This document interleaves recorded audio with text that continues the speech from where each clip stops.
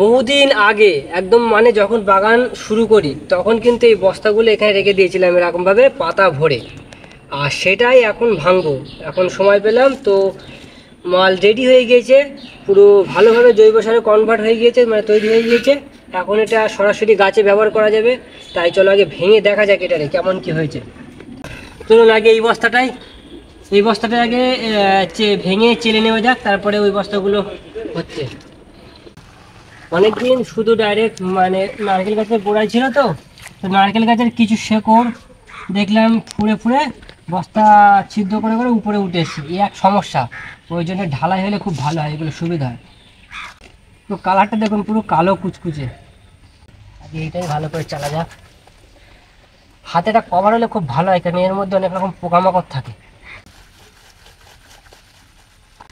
লাগাতার বৃষ্টি হচ্ছে প্রতিদিন, তো সেই জন্য মাটিটা ভিজে আছে, শুকনো হলে আরও বেশি বার হতো এর থেকে।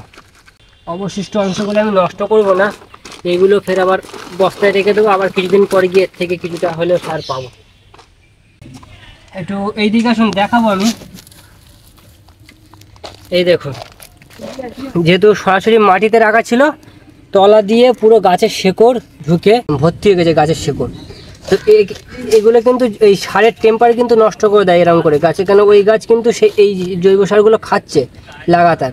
তো এর জন্যে এমন এমন জায়গায় দিতে হবে যেন তলা দিয়ে কোনো রকম শেকড় ফুঁড়ে উঠতে না পারে উপরে। সবচেয়ে ইট বিছিয়ে করলে সবচেয়ে ভালো হয়, বা পাকা মেঝেতে করলে সবচেয়ে বেটার হয়। সবে এতটা চালা হয়েছে আর চালন ভেঙে গিয়েছে, এই দেখুন। মোটামুটি আর অল্প কিছু আছে, কোনো রকমভাবে করে নিয়ে এই বস্তাটা করে নিয়ে তারপর ছেড়ে দেবো।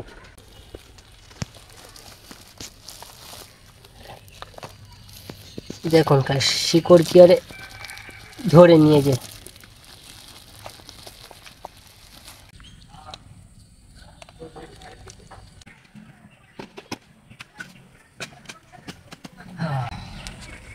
চালনের অবস্থা খারাপ হয়ে গিয়েছে। এগুলো আসলে খচালা চালন নিলে খুব ভালো হয়, এটা বালিচালা চালন। তো বালিচালা চালালে কষ্ট হলেও এটা পুরো মিহিভাবে চলে আসে, মানে একদম পুরো ছেঁকে চলে আসে। বড় বড় কাঠকুটো আসতে পারে না।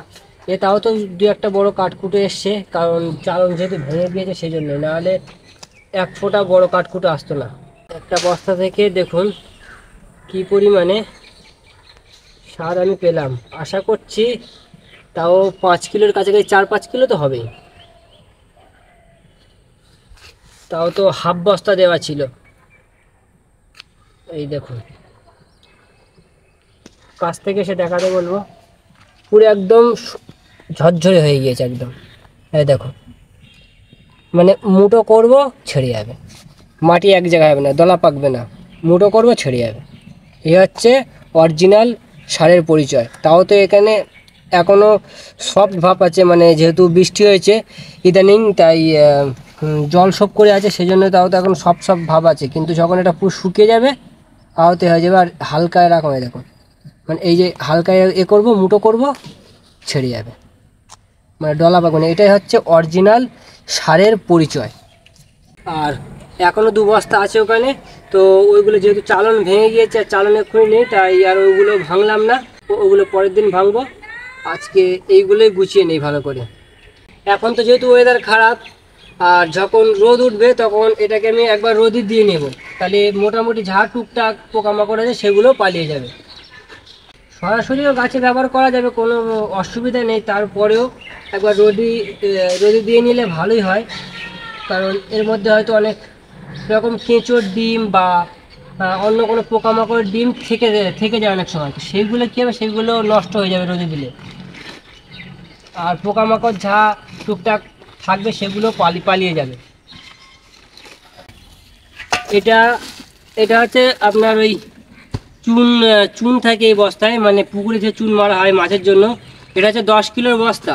তো এই দেখুন অলরেডি এতটা ভর্তি হয়ে গেছে। আর 10 কিলোর চুনের বস্তায় সবসময় এতটা থাকে না, এতটা চুন থাকে। হিসাব করলে দেখা যাবে 5 কিলোর কাছে বেশি ছাড়া কম হবে না। এইগুলো এখন রোদে শুকাতে দিতে হবে। তো এখন রোদের অপেক্ষায় থাকা যাক। চলুন দেখা হচ্ছে পরে।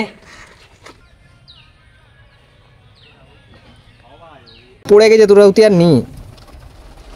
একটা গাছে আমি দিয়ে দেখিয়ে দিচ্ছি, কিছুদিন আগেই সার যেহেতু দেওয়া হয়েছে তারপরে আমি দেখিয়ে দিচ্ছি।